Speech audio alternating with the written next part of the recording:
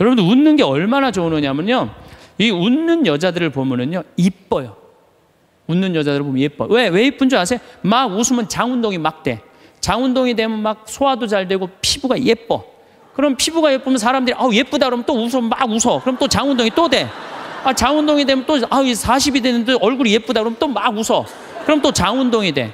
계속 그 사람이 이쁜 거예요. 계속. 그러니까 이쁜 여자는 이쁠 수밖에 없어요. 왜? 웃어서. 그런데 안 웃는 여자는요 딱 안 웃어. 그럼 사람들이 말도 안 걸어. 맨날 인상 써. 그러니까 장운동이 안 돼. 소화가 안 되는 거야. 소화가 안 되니까 또 인상을 써. 그러니까 주위에서 인상 쓰니까 피해. 그러니까 피하니까 저거 왜 날 또 피해야지. 그리고 또 인상을 써. 근데 장운동이 또 안 돼. 장운동이 안 되니까 또 인상을 쓰고. 그러니까 계속 인상을 쓰는 거야. 그럼 50살쯤 되면 안 웃은 사람은요 얼굴에 굵은 주름만 있는 거야. 굵은 주름만. 그래갖고 그냥 얼굴이 보면은요 이마에 막 칼자국 쫙 나 있고 막 이런데 칼자국 나 있는 거야 그냥. 그러니까 안 웃는 사람은요 결국은 웃는 사람이 나타나면 주위에 1m 사람들이 확 모여요. 근데 안 웃는 사람이 딱 나타나면 갑자기 5m 뒤로 사람이 다 물러나요. 그 사람 주위로. 그러니까 나는 매력적인 사람이 되고 싶다. 그럼 웃으면 돼요. 여러분들, 사람은 520개의 근육이 있는데 마라톤을 할 땐 15개가 움직이는데 웃을 땐 230개가 움직인대요. 그러니까 그렇게 좋은 거예요. 여러분들 웃을 때요, 웃는 여자들, 웃는 남자들은 목 디스크도 안 걸려요. 왜 안 걸리는 줄 아세요? 웃으면서 계속 이러는데 목 디스크가 걸리겠어요? 어떤 사람들이 목 디스크 그냥 이러고 인상 쓰고 있는 사람, 이런 사람이 목 디스크 걸리는 거예요. 네. 웃는 게 정말로 중요한 거예요. 그래서 좀 유머를 좀 해라.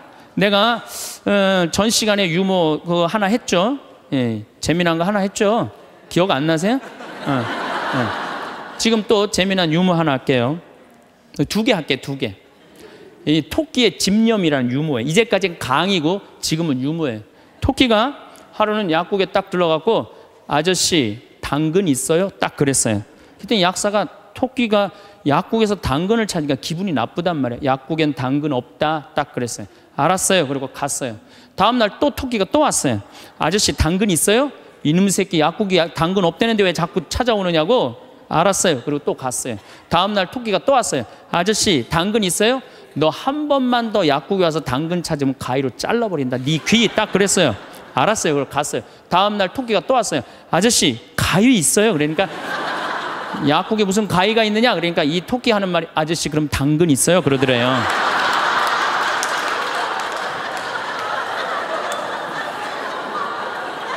이게 토끼의 집념이라는 거. 집념. 내가 유머를 한두 개는 좀 알아갖고 유머를 하는 건 상당히 여유로운 거예요. 또 하나 재미난 얘기 해드릴게요. 이 숫자 2.5가 3한테 정말로 깍듯이 인사하는 거예요. 형님 안녕하셨습니까? 3이 너무 기분 좋은 거예요. 겨우 0.5밖에 차이가 안 나는데도 깍듯이 인사를 하니까 그냥 늘 그렇게 깍듯이 하는데 어느 날 갑자기 2.5가 딱 오더니 야 3 일로 와봐 딱 그러는 거예요. 깜짝 놀란 이놈이 미쳤나? 너 미쳤냐? 그러니까 왜? 나 지금 점 빼고 왔는데 너 왜 그러냐? 딱 그러더래요.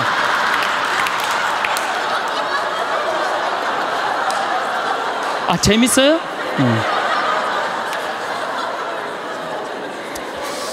우리가 살면서 유머라는 것은 분위기를 굉장히 부드럽게 만들어줘요. 그래서 여러분들 좀 삶에 여유가 있는 사람, 이런 사람들이 유머를 잘 할 수가 있는 거예요. 그러면 집안 분위기도 좋고 온 집안이 인상을 쓰고 있어봐요. 그거 좋겠어요. 그래서 항상 웃어라. 행복하고 싶으면. 그리고 귀양 100년 사는 거 웃으면서 살면 좋지 않겠어요? 네. 웃는 사람. 그래서 일소라고 그러는 거예요. 한 번 화내면 한 번 늙고 한 번 웃으면 한 번 젊어진다. 그게 장운동 때문에 그런 거예요. 장운동 때문에. 그래서 여러분들 행복하게 살고 싶으면 어떻게 하시면 돼요? 웃으시면 돼요. 마를린 먼로가 뭐라고 그러냐면은 유머가 없는 남자를 상대하는 거는 날감자를 먹는 거와 같다 그래요. 그러니까 여러분들 만약에 남편이 30년 동안 생전 웃긴 소리 한 번도 안 했어. 그럼 여러분들은 30년 동안 날감자만 먹고 산 거예요. 날감자만. 아니 근데 60까지는 괜찮아. 60까지는. 근데 100살까지 생전 웃긴 얘기 안 해. 그럼 거의 100년 동안 날감자만 먹고 산 거예요. 그 사람 행복하겠어요? 안 행복하겠어요? 안 행복해요. 아인슈타인이요, 여러분들 언젠가 한번 봤을 거예요. 혀를 확 내물고 눈을 크게 뜨는 사진 보셨죠? 아인슈타인이 뭐라 그래요? 나의 천재성은 어디에서부터 시작된다? 유머에서부터 시작된다. 유머에서부터. 이탈리아 사람은 하루에 19분을 웃는데요. 독일 사람은 7분을 웃고 한국 사람은 하루에 1분 웃는다는 거예요. 1분 웃는. 그러니까 한국 사람들이 그래서 행복 지수가 떨어지는 거예요. 안 웃어서 행복 지수가 떨어지는 거예요. 그다음 이제 100살까지 사는 세상에는 친구가 중요해요. 친구가. 1살서부터 50살까지 살 때는 자식, 남편, 아내 이게 전부예요. 근데 50살서부터 100살까지는요. 자식은 떠나고 누구하고만 살아? 아내하고만 살아요. 남편하고만 살아요. 그 아내, 남편 이러고 둘이서 50년 동안 쳐다보고 있으면은요. 미쳐요. 친구는 이제 나이를 따지면 안 돼요. 친구. 난 제일 친한 친구가 86살이에요. 86살. 말씀드렸잖아요. 우리 생태마을 꾸며준 신부님. 얼마나 나한테는 소중한 친구예요. 그래서 나는 그분 지금 우리 생태마을에 내가 집 져놓고 같이 모시고 살아요. 제가 일주일에 최소한 2-3번은 같이 식사를 해요. 얼마나 좋아요. 86살 되셔갖고 나하고 같이 밥 먹고. 난 또 72살 먹은 친구도 있어요. 여자친구. 친구는 나이가 많을수록 좋아요. 나이가 많으면 돈이 많아요. 돈이. 그래서 여러분들 나이 많은 친구 많이 사귀세요. 또 나는 또 7살짜리 여자친구도 있어요. 우리 생태마을에 부활절 때 성탄 때마다 꼭 와요. 너무 예뻐요. 미사 참여하면 천사예요. 천사. 하늘에서 내려준 천사. 그래서 작년에는 너무 예뻐서 내가 30만 원짜리 드레스를 강의 나올 때 사서 입혔어요. 너무 예쁘더라고요. 나이를 먹으면요. 입은 다물고요. 주머니는 열으라고 그랬어요. 나도 이제 주머니를 열 나이가 된 거예요. 친구를 사귀는데 돈을 아끼지 마세요. 친구를 사귀는데 아낌없이. 돈보다 더 소중한 건 친구예요. 제가 어제 상지대학에 교수님들한테 강의를 갔는데 교수님 한 분이 강의 끝나고 오셨어요. 신부님, 나머지는 다 신부님 하는 대로 내가 잘 사는데 친구가 없네요. 내가 은퇴를 했는데 너무 혼자 있는 게 힘들다는 거예요. 여러분들 부부싸움을 했어. 내가 정말 이 집에서 정말로 더럽고 치사해서 내가 못 산다. 자매님들 저녁 10시에 보따리 싸들고 나왔어. 딱 나왔을 때 친구한테 전화해갖고, 친구야 나 지금 보따리 싸갖고 나왔거든. 나 좀 재워줘라 라고 전화할 수 있는 친구 3명 있느냐? 있으세요? 그 집에 남편도 있고 자식도 있고 그런데 그 집에 가서 남편 딴 방에 가서 자라고 그러고 그 친구랑 잘 수 있는 친구 3명이 있어요? 차라리 찜질방 가서 자는 게 낫지. 응? 그런 친구 3명이 있어야 된다는 거예요. 저는 우리 생태마을이 올해도 한 35,000명이 왔어요. 사람들이 왜 이렇게 많이 오느냐고 그래요. 또 주교님들도 그렇게 물어보세요. 이렇게 운영이 잘 되느냐고. 다른 교구 주교님들이. 저는 친구 때문에 그래요. 저는 우리 수원교구 신부가 400명이에요. 그럼 내가 농약 안 친 배추를 해갖고 제일 먼저 김장을 담아갖고 누구한테 보내주느냐? 우리 신부들한테 다 보내줘요. 왜? 신부한테는 신부가 최고 아니에요. 다 보내줘요. 그럼 농약 안 친 배추로 내가 선물로 하는 거예요.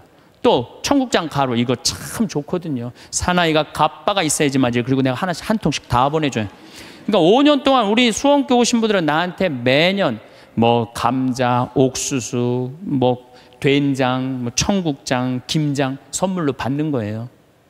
그러니까 1월 달에 주일학교 선생들이 신부님 우리 주일학교 여름에 어디로 보낼까요? 평창.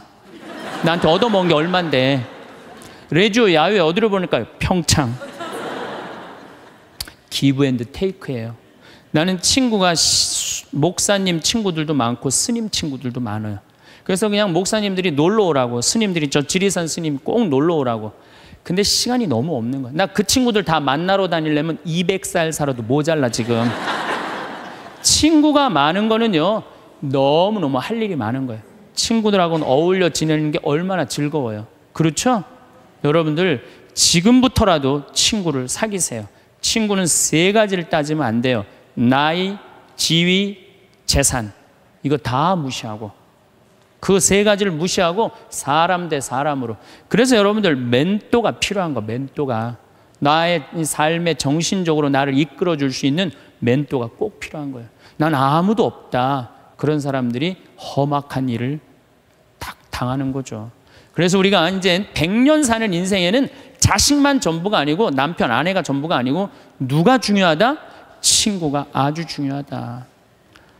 우리 어머니 77, 아버지 79때 내가 그랬어요. 어머니 아들이 신부인데 예루살렘은 갔다 와야 되지 않느냐. 아버지 아들이 신부인데 베드로 성전은 갔다 와봐야 되지 않느냐. 같이 갔다 오자. 그랬더니 어머니가 우리 외삼촌이 아주 부자였는데 미국에 작은 외삼촌 만나러 갔다가 거기서 돌아가셨어요. 뭐 객사하신 거죠. 그랬더니 어머니 하시는 말씀이 우리 집은 멀리 가면 객사는 전력이 있어서 안 간다는 거예요.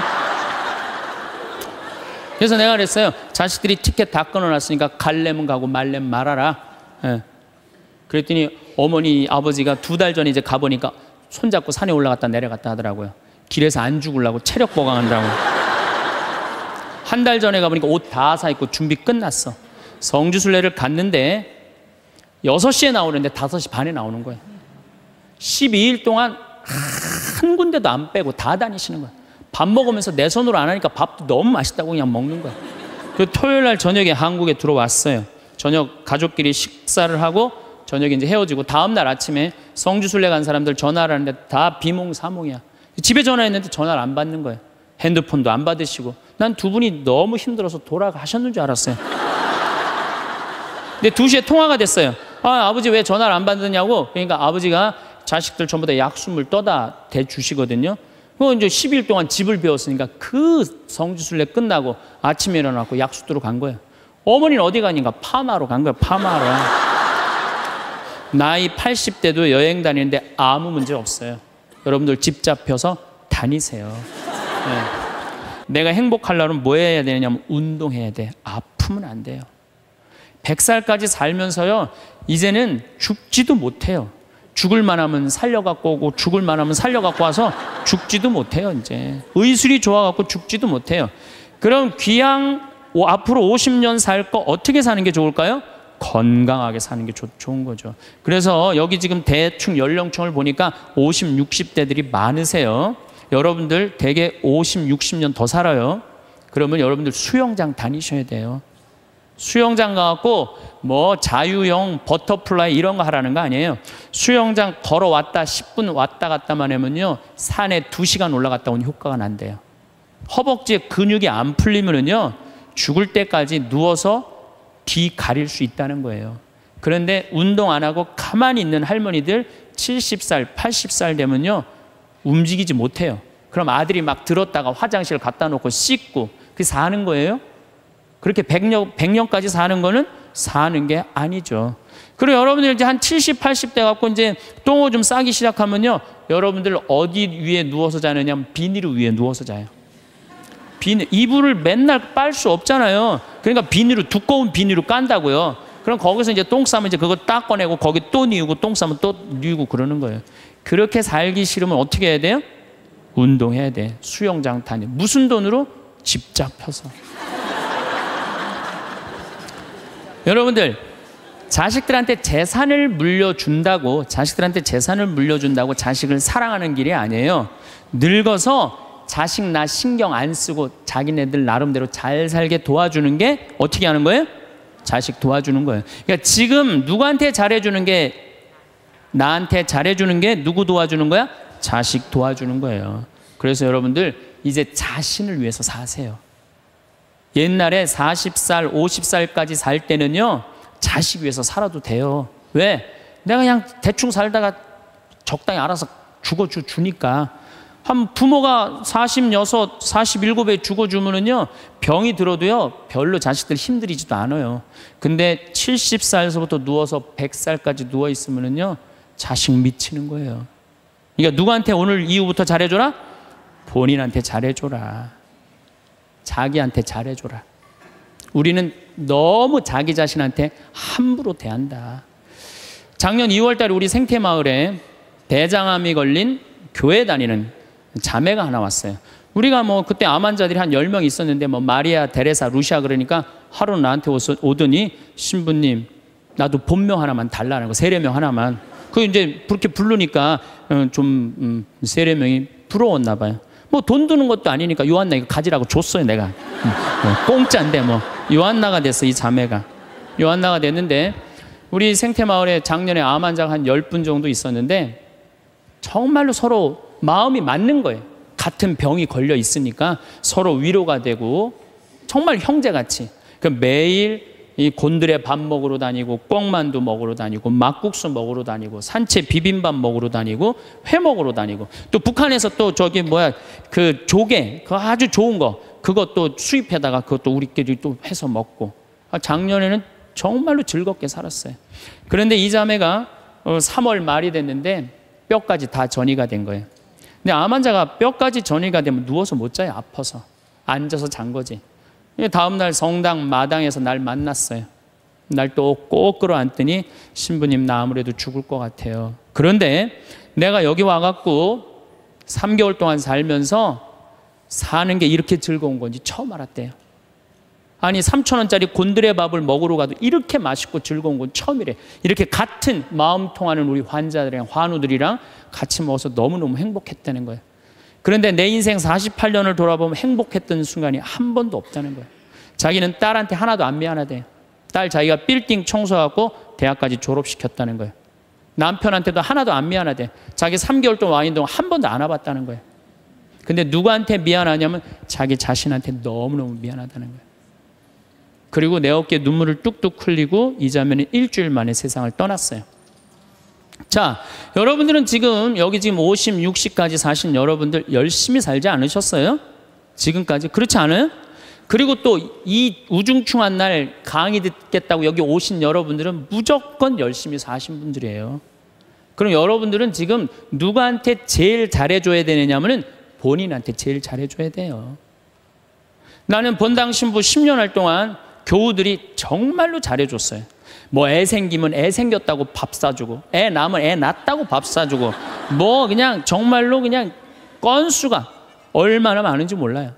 근데 내가 강원도 평창에 농사지로 딱 들어갔는데 사람이 아무도 없는 거예요. 나 밥 사주는 사람이 아무도 없는 거예요. 그리고 그냥 밤에 나오면 얼마나 깜깜한지 내 다리가 안 보여요. 다리가 보여야지 어딜 돌아다니까. 몸만 보여, 몸만. 강시 떠도 둥둥둥둥 떠다니는, 강시 떠다니는 것처럼. 밥 사주는 사람도 없고 갈비 먹고 싶은데. 근데 난 갈비 먹고 싶으면 뭐라 그러냐면은 창현아 갈비 먹고 싶냐? 가자 내가 사줄게. 난 나한테 내가 사줘요. 내가 또 회 먹고 싶으면은 창현아 회 먹고 싶냐? 가자 내가 사줄게. 난 나한테 내가 사줘요. 나는 나한테 내가 사주니까 남한테 원망 안 해요. 왜? 내가 즐겁게 먹으니까. 근데 여기는 우리 많은 자매님들 자기 돈으로 사 먹을 생각은 안 하고 아들이 사줄래나 남편이 사줄래나 1년 전에도 안 사주더니 또 안 사주네 이러고 그냥 맨날 청승을 떨면은요 알아주는 사람 아무도 없다고. 그리고 여러분들 100년 동안 살 동안 여러분들 행복을 이웃이 챙겨줄 수 있을까요? 남편이 100년 동안 챙겨줄 수 있어요? 자식이 100년 동안 챙겨줄 수 있어요? 행복은 누가 챙기는 거냐면 내가 챙기는 거예요. 내가 나한테 행복할 수 있도록 해줘야 돼요. 근데 그냥 자기한테는 잘해줄 생각을 안 하고 남이 나한테 안 해줄까 이것만 계속 바라고 있으면 그런 여자들이 복장 터지는 여자들이에요. 그런 여자들이. 이제는 행복의 주인공은 누구다? 나다. 옷도 좀 사 입으세요. 옷도. 자기가 무슨 군인이야. 철모 쓰고 그냥 1년 내내 딱 그냥 바뀌지 않는 옷 입고 돌아다니면요. 집에서 왔다 갔다 하면요. 이 전부 다 심란해요. 저는 지난 여름에 40일 동안 미국 LA 쪽에 순회 강연 가기 전에 서울 모본당에 강의를 갔는데 강사를 많이 줬어요. 근데 마침 또 그냥 양복이 좀 안 맞아요. 살이 좀 쭉 한 10kg가 빠져갖고.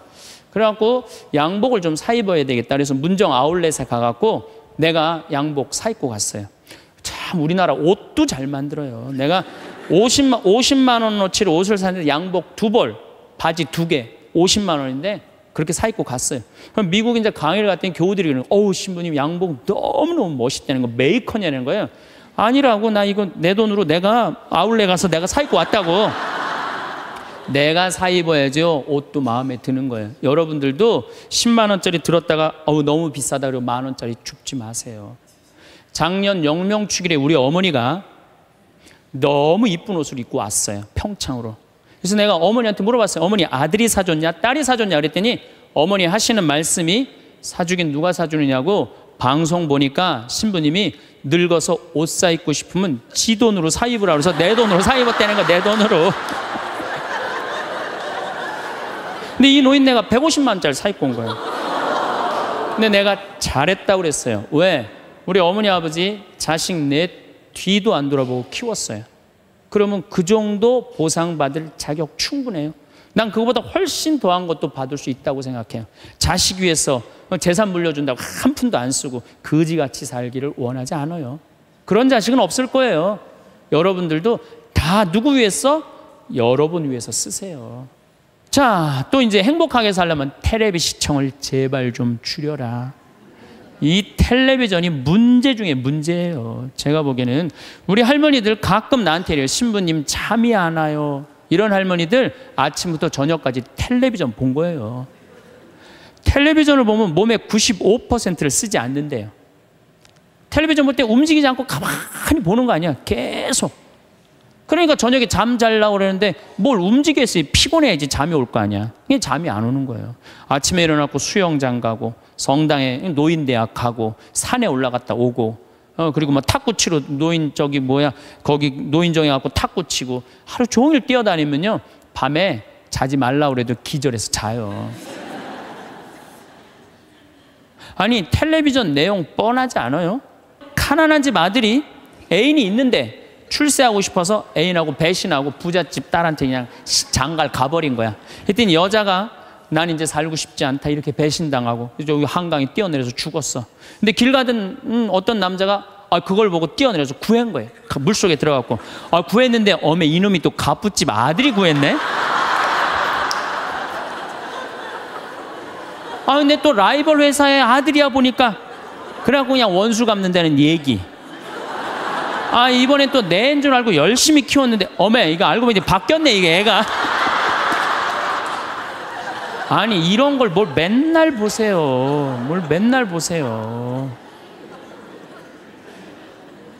여러분들 제가 지난 시간에도 말씀드렸지만 인간이요 80년 사는 동안 잠자는데 26년을 쓴대요. 그리고 일하는데 21년을 쓴대요. 텔레비전 보는데 10년을 쓴다는 거예요. 10년을. 그리고 밥 먹는데 6년을 쓰고 사람 기다리는데 6년을 쓴다는 거예요. 우리가 그만큼 텔레비전을 많이 보면은요 설거지가 쌓인대요. 텔레비전을 많이 보면 눈에 피가 쌓인대요. 농민들한테는.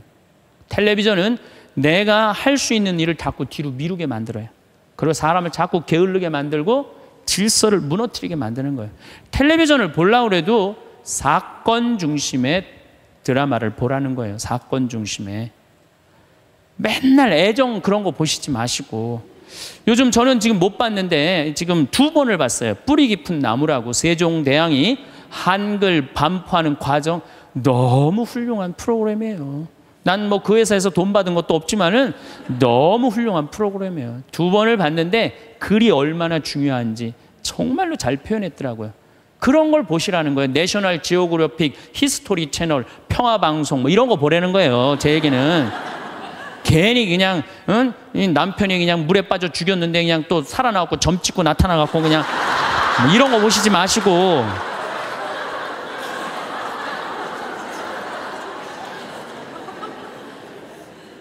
그래서 우리가 텔레비전이 굉장히 유익한 거예요. 근데 그걸 활용할 줄 몰라요. 아침부터 무작정 보는 거예요. 무작정. 네. 그래서 텔레비전을 많이 보면 치매에 걸릴 확률이 굉장히 높다는 거예요. 움직이지 않으니까. 그래서 여러분들 저한테 많은 분들이 신부님 그렇게 바쁜데 언제 책을 3권이나 쓰시느냐고. 텔레비전만 안 보면 돼요. 텔레비전을 안 보고 4시간 하루에 투자하면은요 1년만 책상에 앉아있으면 책 한 권 나와요. 그 시간 텔레비전 보는 시간인데 그것만 안 보면 책이 한 권 나오는 거예요. 그래서 여러분들도 앞으로 50년 동안 어떻게 텔레비전만 보고 살겠어요. 그래서 이제 100년 사는 인생에 행복하고 싶으면 공부해야 돼. 공부하셔야 돼. 이제는 초등학교 6년, 중등고등학교 6년 배워갖고요 60살까지 울고 먹는 거예요. 최대한 봐준다고 해도 60살까지 울고 먹는 거예요. 그럼 60살서부터 100살까지 살려면 뭐 해야 돼요? 당연히 공부해야 돼요. 제가 우리 교장 선생님들한테 강의 가고 또 교과부 장학사 선생님들한테 강의할 때 그런 얘기예요. 초등학교 절대 폐교하지 말라고. 초등학교 애들은 310만 명이지만 60세 이상은 거의 600만 명이에요. 그러니까 초등학교 1학년서 1반부터 3반까지는 8살 다니게 하고 60살서부터 65살까지 가방 들고 학교 가게 하는 거예요. 의무적으로 누구나 다. 그래갖고 4반부터 6반까지는 60살 2학년 9살부터 1반부터 3반은 2학년 61는 4반부터 6반까지는 61 그래갖고 가방 들고 학교 가게 하는 거야. 그리고 1반 애들, 3반 애들, 4반 애들, 애들이라니 1반 아이들, 4반 늙은 아이들, 학교 다니는 아이들 자매 결혼 시켜주는 거예요. 학교 갈 때 데리고 가고 수업 끝나면 집에 갖다 주고. 폭력이 어디 있어요? 폭력이. 그런 거 없어요. 그래서 제 지론은 60살부터 65살까지 학교 다니면서 재산 관리하는 방법, 자녀들과 좋은 인간관계 유지하는 방법, 건강 관리하는 방법, 그리고 여러 가지 배우는 거, 논어도 배워도 되고 얼마나 배울 게 많아요. 그 학교 졸업한 학생에 한해서 100살까지 살 자격증을 줘라. 산다고 사는 게 아니다. 그러니까 여러분들 이제 100년을 행복하게 살려면 어떻게 하셔야 돼요? 공부하셔야 돼요. 내 사는 맛, 사는 멋 저런 거 꼭 사서 읽어보라는 거예요. 꼭 책을 많이 사서 읽어보라는 거예요. 그렇다면 우리가 이제 어떻게 하면 행복하게 살 수 있느냐? 우리가 성모님한테 은총이 가득하신 마리아요 그러죠? 여러분 은총이 가득한 게 뭐죠? 내가 성당을 한 10년을 졌는데 성당을 짓는다고 저녁에 삽자루를 쥐고 계속 삽질을 하고 있는데 기운이 안 나. 근데 형제 하나가 와갖고 딱 넥타이를 부르고 삽을 딱 잡으면요 내가 기분이 너무 좋아요. 그 형제는 무슨 형제예요? 은총이 가득한 형제. 근데 우리는 성모님한테 은총이 가득한 마리아라고 그래. 그래서 성모님은 왜 은총이 가득하냐? 천사가 나타나갖고 마리아 아이를 가질 것이다. 성모님의 첫째 반응은 그 말뜻이 무슨 말뜻일까? 곰곰이 생각해요. 은총 가득할 사람, 할 수 있는 사람은 첫 번째 조건은 곰곰이 생각하는 거. 내 인생이 어떻게 될까? 내가 처녀인데 아이를 가지면은 내가 이 아이랑 같이 돌에 맞아 죽지는 않을까? 요셉 남편한테는 어떻게 해야 되나? 곰곰이 생각을 했어요. 자기 인생에 대해서. 여러분들은 이제 여기 지금 60살 되신 분들은 100살까지 살 것이고 50살 되신 분들은 110살까지 살 것이고 40살 되신 분들은 120살까지 살 거야. 그럼 나는 이제 자식 다 키우고 60살서부터 120살까지 뭐하고 살 거냐? 곰곰이 생각해야 돼. 만약에 곰곰이 생각 안 하는 사람은 은총 가득하게 살 수가 없어요. 저는 신학생 때 이런 생각을 했어요. 우리가 지금 성당 건물 짓는 것만 중요한 게 아니다. 앞으로 주 5일제가 되면은 교우들은 바깥으로 나간다. 2만 달러가 넘으면 거의 선진국이 예를 들어보면 전부 주일미사 안 하고 다 놀러 나간다. 그렇다면 이제는 교회는 도시에다가 건물을 짓는 게 중요한 게 아니고 자연 안에다가 교우들이 와서 기도하고 쉴 수 있는 데를 만들어야 된다. 난 그 신학생 때 곰곰이 생각했어요. 그 신부되자마자 내가 땅 보러 다녔어요. 돈 한 푼도 없는데도 30억짜리 40억짜리 막 땅 보러 다녔어요. 근데 마침 교구에서 땅이 있고 선배 우리 김창린 신부님이 도와주셔서 내가 32살 때부터 필리포 생태마을을 꾸미기 시작했어요. 이제는 거의 완성 단계에 왔어요. 내 사제생활 20년 동안을 거의 그걸 다 한 거예요. 그랬더니 우리 주교님께서 황 신부 그 평창도 중요하지만 여주의 땅이 15만 평이 있으니 그걸 개발해봐라. 그래서 내가 지금 그거 개발 전담 신부예요. 그런데 평창은 15,000평인데 여주는 15만 평에. 내가 이제 그거를 이제 꾸밀려고 그러면은 내가 또 한 20년은 또 그냥 흘러가겠어요. 너무너무 바쁘게.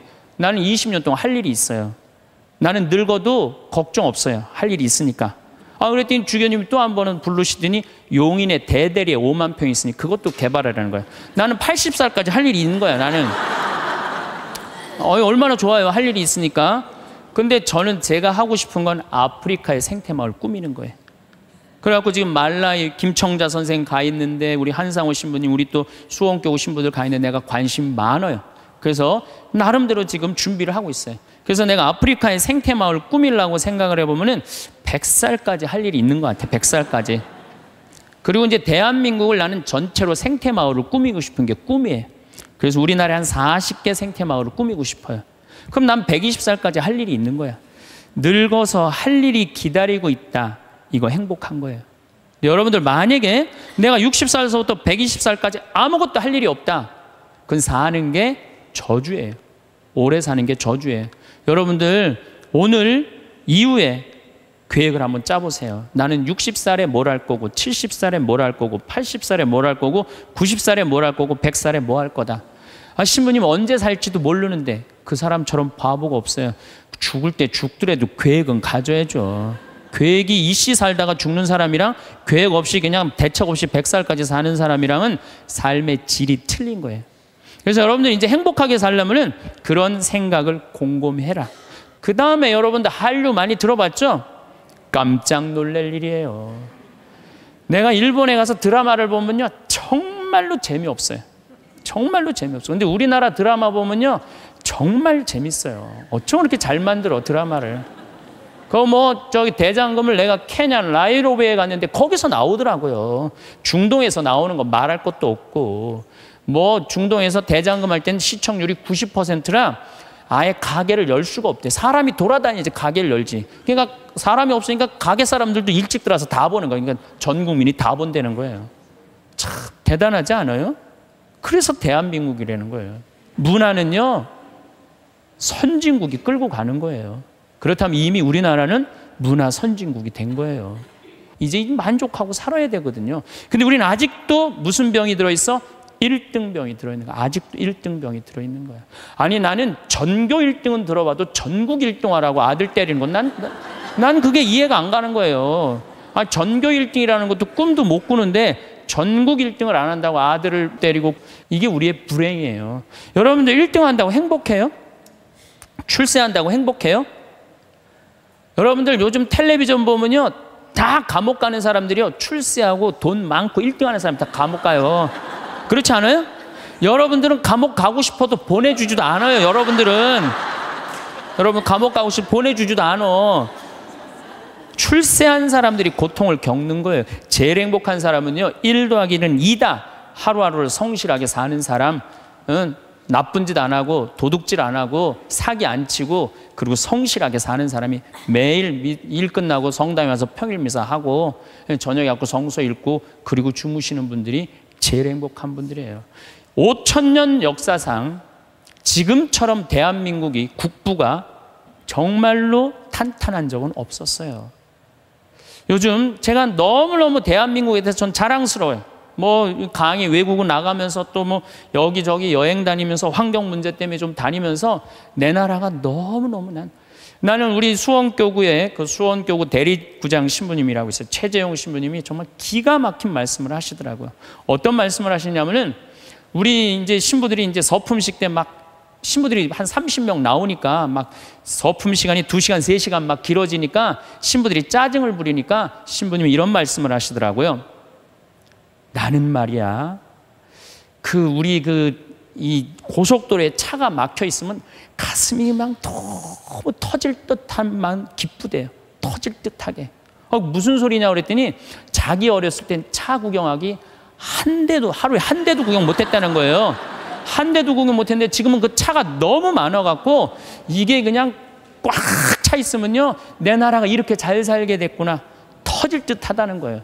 그러면서 신부님 말씀이 서품식 옛날에 신부 하나 둘 나오는데 지금 30명씩 나오는데 그 줄 서서 가는 거 보면 가슴이 터질 듯 하다는 거예요. 그 터질 듯한 거랑 우리나라 자동차 터질 듯한 거랑 똑같다는 거예요. 그 말씀 들어보니까요, 정말로 맞는 말씀이에요. 이렇게 정말로 행복한 나라에서 국민들이 왜 감사하지 못하느냐고요. 항상 어떤 처지에든 감사하여에 대해서 말씀을 드리겠습니다. 여러분들 참 우리나라 행복한 나라예요. 우리나라처럼 살기 좋은 나라가 없어요. 우리가 6.25 전쟁 끝났을 때 우리나라가 어느 정도로 살았느냐면 세계 가난하기로 세계 6위였어요. IT 아시죠? 지난해 지진이 일어났던 IT하고 똑같았어요. 근데 지금 50년이 지난 지금 IT는 어떻게 삽니까? 정말로 거적대기 속에서 살아요. 그런데 50년이 지난 우리나라는 지금 어떻습니까?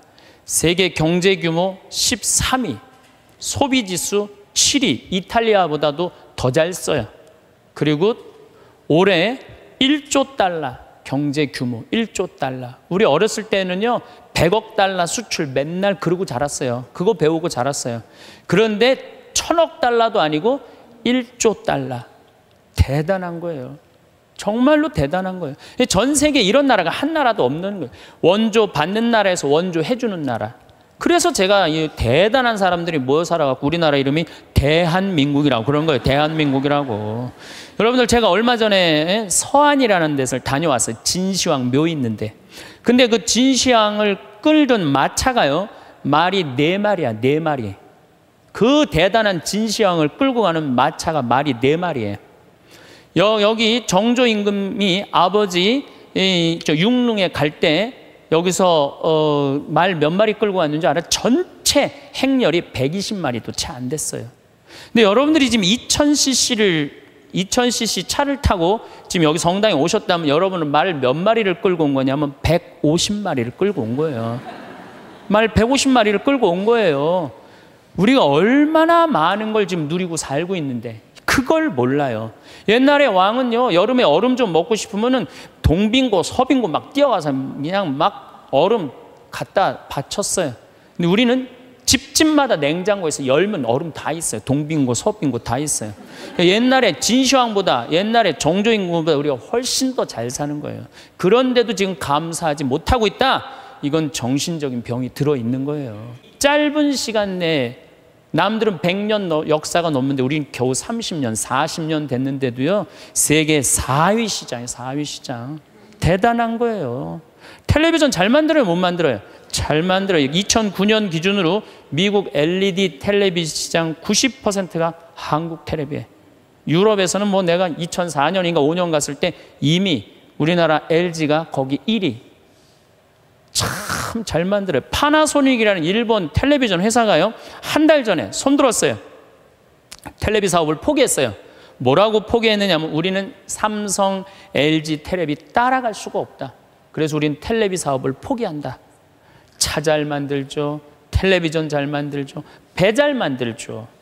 휴대폰 잘 만들죠. 반도체 잘 만들지. 우리가 땅이 넓어요.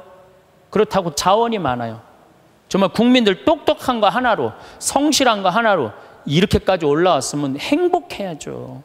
근데 왜 OECD 30개 국가 중에 행복 등수가 25등이냔 말이에요.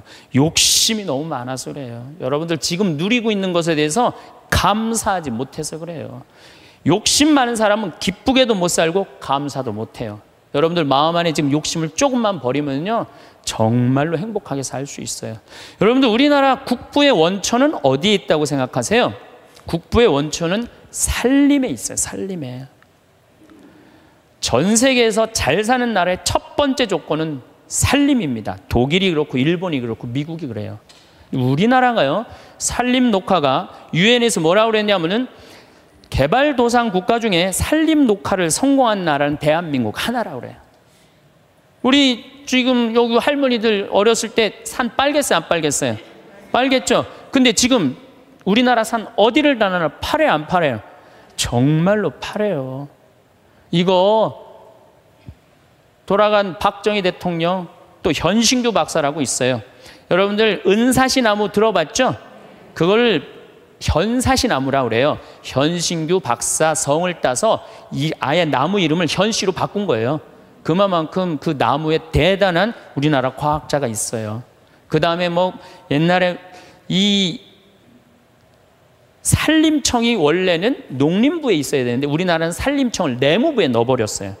왜 내무부에 넣느냐면 그 갈비 긁어가면은 그 사법권 행사하려고. 세계적으로 그런 예가 하나도 없다는 거예요. 그만큼 산림 녹화의 의지가 강했던 거예요. 지금 60대, 70대 되신 우리 할머니, 할아버지들이 사방공사 다 하고 맨날 가서 식목일에 나무 심고 이래서 이 나라가 이렇게 잘 살게 된 거예요. 우리나라가 언제부터 산림 녹화가 끝나냐면 1980년에 산림 녹화가 끝나. 그때부터 경제 성장 시작한 거예요. 제대로 된 성장. 이렇게 산이 풍요로운 나라가 없어요. 그런데 국민들이 안 행복해. 그 기가 막힌 산을 보고도. 그러니까 우리가 가지고 있는 가치에 대해서 우리 스스로 모르는 거예요. 하나 아쉬운 게 있다면은 우리나라가 다 잘 나가요. 근데 제가 환경운동하는 신부로서 제일 걱정되는 건 뭐냐면 식량이에요, 식량. 뭐 FTA가 어떻게 되는지는 난 잘 모르겠어요. 그렇지만은 역사적으로 대왕 칭호를 듣는 사람들은요, 국민들 배 안 굶겨요. 식량 자급률 높여요. 세종대왕이 그랬어요. 세종대왕이 뭐라 그러냐면 백성은 밥을 하늘로 삼고 나라는 백성을 하늘로 삼는다고 그랬어요. 먹는 게 굉장히 중요합니다. 먹는 걸 무시하는 임금은요, 성군이 될 수가 없어요. 그래갖고 이 세종대왕이 뭘 했느냐면은 추구기. 이거 다 농사 때문에 한 거예요. 해시계. 이것도 다 농사 때문에 한 거예요. 27%의 백성이 굶어 죽었어요. 세종대왕 때. 근데 세종대왕 때 그거를 해결을 한 거예요. 정조 임금은 수원 소호에다가 인공 호수를 만들었어요. 그래갖고 제발 우리 백성들 안 굶긴다고 어떻게? 안 굶긴다고 뭐를 했느냐면은 거기 연구소를 했어요. 그래서 여러분들 농촌진흥청이 왜 지금 수원 소호에 가 있는 줄 알아요? 그 세종대왕의 전통을 이어받는다고. 근데 지금 우리나라가 식량 자급률이 27%밖에 안 돼요. 그런데 이번에 FTA를 통해서 더 포기하겠다는 거예요. 우리가 쌓아놓은 거 하루아침에 무너지는 건 식량이에요, 식량. 그래서 이 식량 문제만 우리 국민들이 정말 의식을 갖고 해결해 나갈 수 있다면 대한민국은 앞으로 세계 4위, 3위까지 올라갈 수 있어요. 그 다음에 또 하나 잘해야 되는 거, 국회의원들 제발 좀 싸우지 좀 않았으면 좋겠어요. 응? 이 예산안 처리를 한 번도 제때 처리한 적이 없어. 올해도 그냥 넘어가고 있어요. 국민들은 너무 잘하는데, 국민들은 너무 대단한데, 우리 국회는 세계 5대 최대 최악의 국회라고 선정이 됐으니 이게 참 안타까운 거죠. 내가 여의도 와서 강의해서 하는 소리에 저기다 대고 지금. 예. 그래서 우리는 정말로 이제 감사하면서 살아야 된다. 감사하는 사람은요, 행복할 수 있어요. 제가 언젠가 행복 강의 때도 말씀드렸지만 요한 바오로 2세 교황님이 돌아가시면서 뭐라고 그랬냐면은 나는 행복합니다. 여러분들도 행복하십시오. 그리고 돌아가셨어요. 이분이 1920년에 태어나셔서 2005년에 돌아가셨어요. 근데 이분이 안 행복할 게 뭐 있어요? 얼굴 잘생겼지, 키 크지, 노래 잘하지, 언어는 11개 언어를 자유자재로 했어요. 그리고 오상 받으신 비오 신부님이 뭐라고 그랬냐면 저분은 교황 될 분이라고.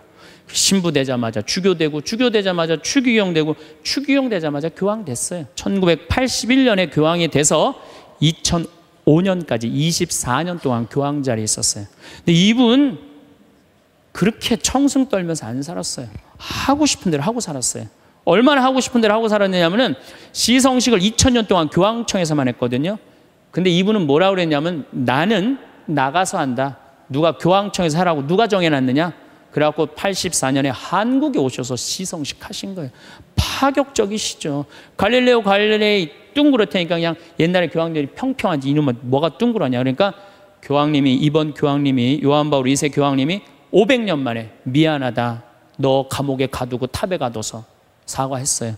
동방교회 파문한 거 철회했어요. 그랬더니 동방교회가 수익권 인정해 줬어요. 그리고 102회에 걸쳐서 136개 나라를 순방한 거예요. 거의 24년 동안 교황청에 있은 적이 없어요. 전 세계 돌아다니냐고. 그래서 그분을 평화의 사도라고 그러는 거예요. 하고 싶은 대로 다 하고 돌아가시면서 나는 행복합니다. 여러분들도 행복하십시오. 그리고 돌아가셨단 말이에요. 여러분들도 이제 그만 자식 위해서 희생하세요. 집 잡혀갖고 먹고 싶은 거, 입고 싶은 거, 여행 다니고 싶은 거 다 다니세요. 다 다니고 한 90살 때 이제 죽을 때쯤 통장에 500만 원 딱 남겨놓고 자식들 불러요. 부르고 이렇게 말하세요. 나는 행복했다. 하고 싶은 대로 다 해서.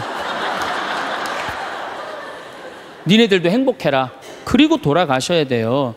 제일 내가 가슴 아픈 분들이 어떤 분들이냐면은 한 60살쯤 암이 걸려갖고 인생 돌아보니까 고생만 했단 말이야. 죽을 때 울면서 딸 불러서 엄마처럼 살지 말아라. 그리고 죽는 사람이 제일 가슴 아파요. 여러분들 죽을 때 이렇게 말씀하고 돌아가셔야 돼요. 엄마처럼 살다가 행복하게 살다가 너희들도 마지막 날에 하늘나라에서 다시 만나자. 아버지처럼 행복하게 살다가 어떻게? 마지막에 하늘나라에서 우리 다시 만나자. 그리고 돌아가셔야 돼요. 그래서 여러분들이 자, 내가 내 마음 안에 슬픔, 괴로움, 고통, 불행이 꽉 차 있어. 그러면 내가 이웃한테 뭘 나눠줄 것 같아요? 슬픔, 짜증, 원망, 이것만 나눠주게 돼 있어요. 근데 내 안에 기쁨이 흘러 넘쳐. 그냥 평화가 너무 흘러 넘쳐. 감사가 흘러 넘쳐. 행복이 흘러 넘쳐. 그런 분들은 이웃한테 뭘 줄 것 같아요? 기쁨, 평화, 그 다음에 구원까지 줄 수 있어요. 그래서 여러분들 돌아가시는 날, 하느님한테 돌아가시는 날, 하느님 정말로 이 세상에 와서 정말 감사합니다. 이렇게 당신 믿고 살아와서 나는 이 세상을 너무너무 행복하게 살았습니다. 그리고 돌아가실 때 꼴까닥 돌아가시라 이거예요. 그래서 여러분들 절대 돌아가시면서 엄마처럼 살지 말아라. 그리고 돌아가시지 말고 엄마처럼 살아라. 그리고 돌아가시고 행복하게 사시다가 가시기를 바라겠습니다. 감사합니다. 아침에 눈을 뜨고 가장 먼저 하는 일은 무엇일까요? 대부분의 사람들은 무의식적으로 얼굴, 근육을 움직입니다. 이마를 찌푸리거나 입술을 꾹 다물거나 혹은 그저 멍하니 천장을 바라보는 표정을 짓죠. 이 순간 여러분은 아직 깨어나지 않은 것처럼 느껴질 수 있지만 몸은 이미 하루를 준비하기 시작합니다. 그리고 그 준비의 방향은 여러분이 짓는 표정에 따라 달라집니다. 많은 사람들이 기분이 좋아야 웃는다고 생각합니다. 행복해야 미소를 짓고 즐거워야 웃음이 나온다고 믿죠. 하지만 인간의 몸은 생각보다 훨씬 단순하면서도 영리한 방식으로 작동합니다. 표정이 먼저 만들어지면 감정이 그 뒤를 따라옵니다. 이것은 단순한 긍정적 사고가 아니라 우리 몸이 가진 생리적 구조입니다. 얼굴을 찌푸리면 몸은 즉시 긴장 모드로 들어갑니다. 이마의 근육이 수축하고 눈썹이 모이고 턱에 힘이 들어갑니다. 이 신호는 뇌로 전달되고 뇌는 지금 무언가 잘못되었다고 판단합니다. 위험하거나 불편하거나 불만스러운 상황이라고 인식하는 것이죠. 그러면 몸 전체가 경계 태세를 갖춥니다. 어깨가 올라가고 호흡이 얕아지고 심장 박동이 빨라집니다. 이 모든 과정이 단 몇 초 안에 일어납니다. 반대로 입꼬리를 살짝 올리면 어떻게 될까요? 얼굴 근육이 부드럽게 움직이면서 뇌에 다른 신호를 보냅니다. 지금은 안전하고 편안하고 괜찮은 상황이라는 메시지죠. 뇌는 이 신호를 받아들이고 몸 전체에 이완 명령을 내립니다. 어깨가 내려가고 호흡이 깊어지고 긴장이 풀립니다. 이것이 바로 표정이 감정을 만드는 과정입니다. 이 원리를 이해하면 여러분은 하루를 전혀 다르게 시작할 수 있습니다. 아침에 일어나서 거울을 보며 의식적으로 입꼬리를 올려보세요. 단 1cm만 올려도 됩니다. 그 작은 움직임이 여러분의 뇌에 하루의 첫 신호를 보냅니다. 오늘은 괜찮은 하루가 될 거라는 신호 말이죠. 웃으면 몸의 회로가 달라진다. 웃음이 단순히 기분을 좋게 만드는 감정적 반응이라고 생각하면 오산입니다. 웃음은 몸 전체를 변화시키는 강력한 생리적 사건입니다. 입꼬리가 올라가고 볼 근육이 움직이는 순간 여러분의 몸 속에서는 놀라운 일들이 연쇄적으로 일어납니다. 가장 먼저 근육이 이완됩니다. 얼굴 근육이 웃는 형태를 만들면 그 신호가 목과 어깨 등으로 퍼져나갑니다. 긴장했던 근육들이 하나씩 풀리면서 몸 전체가 부드러워집니다. 이것은 마치 꽉 조인 매듭을 푸는 것과 같습니다. 한 곳이 풀리면 다른 곳도 자연스럽게 따라 풀립니다. 동시에 호흡이 깊어집니다. 긴장 상태에서는 호흡이 얕고 빠릅니다. 가슴 윗부분만 사용해서 짧게 숨을 쉬죠. 하지만 웃으면 횡격막이 움직이면서 배까지 숨이 내려갑니다. 깊은 호흡은 산소 공급을 늘리고 이는 곧 에너지 증가로 이어집니다. 몸이 활력을 되찾는 것이죠. 장운동도 활발해집니다. 이것은 많은 사람들이 잘 모르는 효과입니다. 웃을 때 복부 근육이 움직이면서 내장에 적절한 자극이 가해집니다. 소화가 잘 되고 배변 활동이 원활해지며 전반적인 신진대사가 향상됩니다. 몸속의 순환이 좋아지는 것입니다. 혈액순환도 달라집니다. 긴장하면 혈관이 수축해서 혈류가 느려집니다. 특히 손발 끝까지 피가 잘 안 가죠. 하지만 웃으면 혈관이 확장되고 심장이 효율적으로 피를 펌프질합니다. 온몸 구석구석까지 따뜻한 피가 흐면서 몸 전체가 생기를 되찾습니다. 이 모든 변화는 마음에도 영향을 미칩니다. 몸이 편안해지면 마음도 자연히 가벼워집니다. 이것은 신비로운 일이 아니라 지극히 자연스러운 현상입니다. 몸과 마음은 하나로 연결되어 있기 때문입니다. 몸이 건강하고 이완된 상태이면 마음도 안정되고 평온해집니다. 스트레스가 줄어들면 판단력도 좋아집니다. 긴장 상태에서는 뇌가 생존 모드로 작동합니다. 위험을 감지하고 피하고 방어하는데 모든 에너지를 집중하죠. 하지만 몸이 이완되면 뇌는 여유를 갖고 생각할 수 있습니다. 더 창의적이고 더 현명하고 더 긍정적인 선택을 하게 됩니다. 웃음 하나가 이렇게 많은 것을 바꿉니다. 단순히 기분만 좋아지는 게 아니라 몸의 모든 시스템이 최적의 상태로 재정비됩니다. 이것이 바로 웃음의 힘입니다.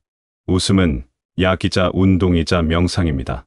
가장 간단하면서도 가장 강력한 건강 비결인 셈이죠. 억지 웃음도 진짜 행복을 끌어당긴다. 여기서 많은 분들이 의문을 가질 수 있습니다. 진짜 기분이 좋지 않은데 억지로 웃는 게 무슨 의미가 있을까? 오히려 자신을 속이는 것 아닐까? 하지만 이것은 속임수가 아닙니다. 이것은 몸의 작동 원리를 활용하는 지혜입니다. 뇌는 생각보다 단순합니다. 얼굴 근육이 웃는 형태를 만들면 뇌는 지금 행복한 상황이라고 판단합니다. 진짜 행복인지 가짜 행복인지 구분하지 못합니다. 그저 얼굴 근육의 신호를 받아들여서 그에 맞는 화학물질을 분비할 뿐입니다. 입꼬리를 올리면 뇌는 행복 호르몬을 내보냅니다. 세로토닌, 도파민, 엔도르핀 같은 물질들이 분비되면서 기분이 실제로 좋아집니다. 이것은 착각이 아니라 실제 생리적 변화입니다. 처음에는 억지로 시작했더라도 몇 초가 지나면 진짜 기분이 나아집니다. 이것을 피드백 루프라고 부릅니다. 웃는 표정이 뇌에 신호를 보내고 뇌가 행복 물질을 분비하고 그 물질이 다시 몸을 편안하게 만들고 편안한 몸은 더 자연스럽게 웃게 만듭니다.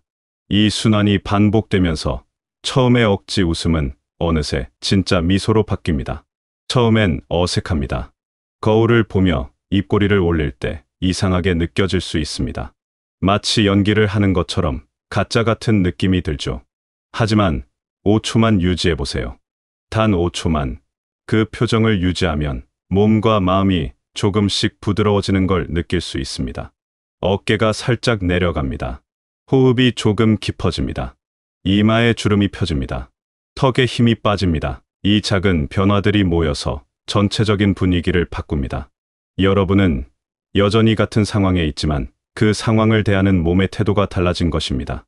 이것은 자기 기만이 아닙니다. 이것은 몸의 언어를 배우는 과정입니다. 몸은 말을 하지 못하지만 표정과 자세로 대화합니다.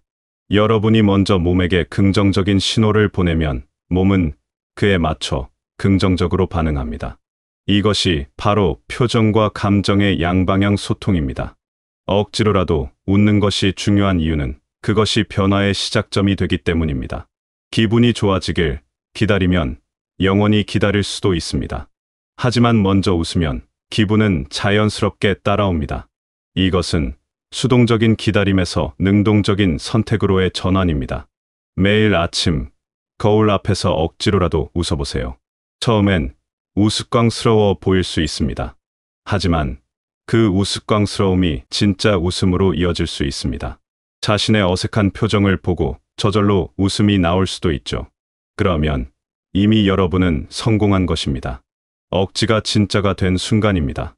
행복은 운이 아니라 기술이다. 많은 사람들이 행복을 운이라고 생각합니다. 좋은 일이 생기면 행복하고 나쁜 일이 생기면 불행하다고 여기죠. 하지만 이것은 반만 맞는 말입니다. 행복의 상당 부분은 여러분의 선택과 습관에 달려 있습니다. 특히 표정 습관은 행복을 만드는 가장 기초적인 기술입니다.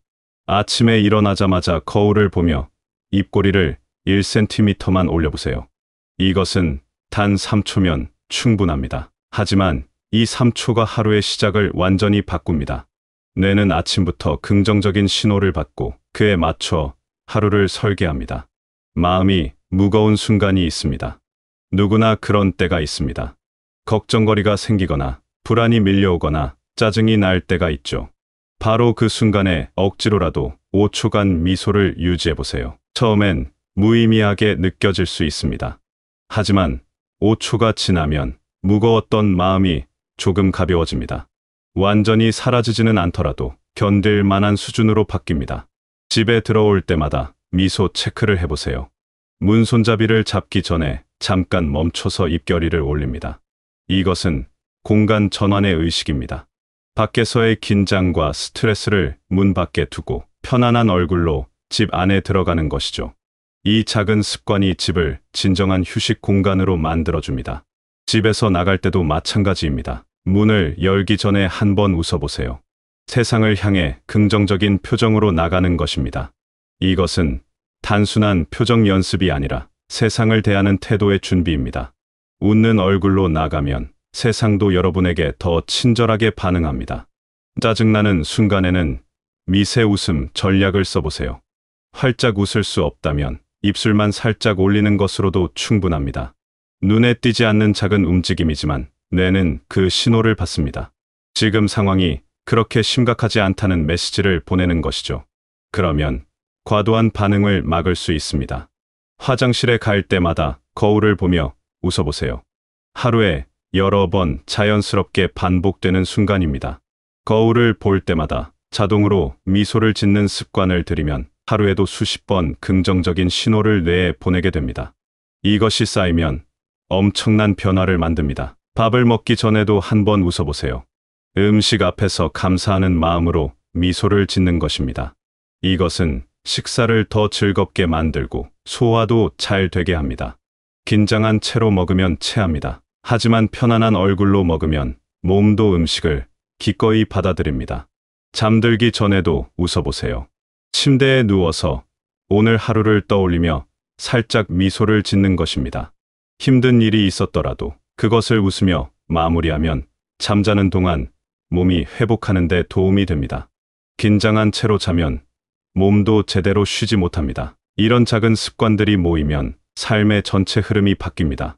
표정이 바뀌면 몸이 바뀌고, 몸이 바뀌면 감정이 바뀌고, 감정이 바뀌면 생각이 바뀌고, 생각이 바뀌면 행동이 바뀝니다. 이 모든 것의 시작은 단 1cm의 입꼬리 움직임입니다. 행복은 하늘에서 떨어지는 선물이 아닙니다. 행복은 매일 조금씩 연습해서 키우는 기술입니다. 피아노를 배우듯, 운전을 배우듯, 웃음도 배울 수 있습니다. 처음엔 서툴고 어색하지만 반복하면 자연스러워집니다. 나중에는 의식하지 않아도 자동으로 웃게 됩니다. 여러분의 얼굴은 여러분이 세상과 만나는 창입니다. 그 창을 어떻게 열어두느냐에 따라 들어오는 빛이 달라집니다. 찡그린 얼굴은 빛을 막지만 웃는 얼굴은 빛을 끌어들입니다.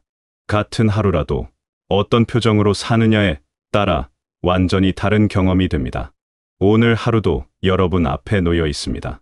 그 하루를 어떻게 시작할지는 여러분의 선택입니다. 무거운 얼굴로 시작할 수도 있고 가벼운 얼굴로 시작할 수도 있습니다. 어느 쪽이든 여러분의 자유입니다. 하지만 기억하세요. 표정이 먼저고 기분은 나중입니다. 억지로라도 웃어보세요. 그 억지가 진짜가 되는 순간을 경험하게 될 것입니다. 웃음은 거짓말이 아닙니다. 웃음은 몸에게 보내는 친절한 약속입니다. 오늘은 괜찮을 거라는 여러분이 스스로에게 건네는 다정한 말입니다. 힘든 날도 있을 것입니다. 웃고 싶지 않은 날도 있을 것입니다. 그럴 때일수록 작은 미소 하나가 여러분을 지켜줄 것입니다. 완벽하게 웃을 필요는 없습니다. 입꼬리만 살짝 올려도 충분합니다. 그 작은 움직임이 여러분의 하루를 그리고 삶을 조금씩 바꿔나갈 것입니다. 여러분 모두 오늘도 웃는 얼굴로 하루를 열어가시고 그 미소가 진짜 행복으로 피어나는 하루를 만들어 가시길 바라겠습니다.